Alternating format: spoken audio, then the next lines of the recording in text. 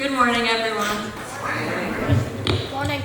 Whenever I'm nervous about having to talk to someone or have to be extroverted for some reason, I often find myself thinking, what would Sylvie do? She would fearlessly walk up to a perfect stranger, strike up conversation, and probably launch into a 10-minute rehearsal of her dreams from the night before. Sylvie has a real human love for literally every person on earth, is deeply interested in everything she experiences, and able to spin every small interaction she has into a doubly lengthy, doubly entertaining story. Please welcome our first of two speakers today, the embodiment of a sunray, Sylvie Gill.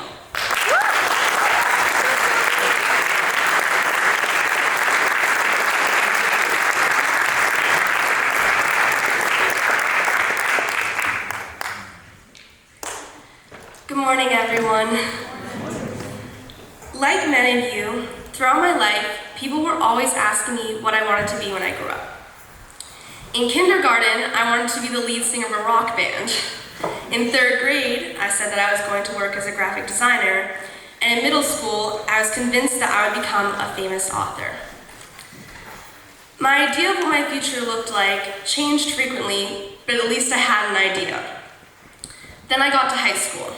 Reality rushed in, and I no longer had any clue what I wanted to do with my future.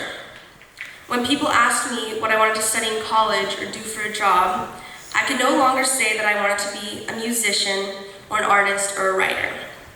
My mind would go blank, and all I could say was, I don't know. And whoever I was talking to would reply, that's okay, you don't have to know yet. That word, yet.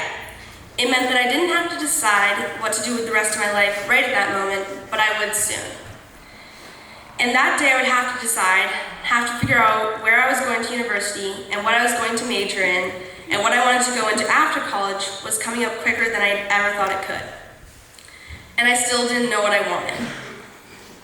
How was I, just a teenager who could barely even decide what to wear in the morning, supposed to make a decision as great as this one? I knew that I could go to college with an undecided major, but then I felt like I would just be wasting my time, doing coursework that I wasn't interested in, and maybe spending a bunch more time in school than I wanted to. So I sat down and I thought about what I do know I want to do. I know that whatever profession I go into, I want to be helping people on the planet. And I know that I love to travel and experience new things. So I decided that that would be my next step. I will take a gap year. I will travel the world, work to help people in the environment through service work, and maybe, in the process, gain more of an understanding of what I want to do next. And so, though I don't think I've gained much all-seeing wisdom at this point in my life, I will say that through my experience of figuring out what comes after high school, I have learned this. It often feels like there is a set way that we're supposed to go about living. Go through high school, decide what we want to study in college, go to college, graduate college, get a job, make money, retire, and so on. Of course, there will be some small differences for everyone, but this is the basic layout for most people. And it can feel extremely daunting to have to think about that all at once. What I figured out during this past year, as I've begun to think about my future, is that if you know exactly what you want to do with the rest of your life, that's great.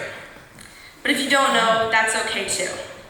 Sometimes it's better not to look at your life all at once, but to just look at the part that's coming next and what your goal is for that part. I still don't know exactly what I want to do with the rest of my life, but I know what my next step is. And I know that when the time comes, I'll keep taking steps to reach my goals and hopefully make the world a better place. Thank you.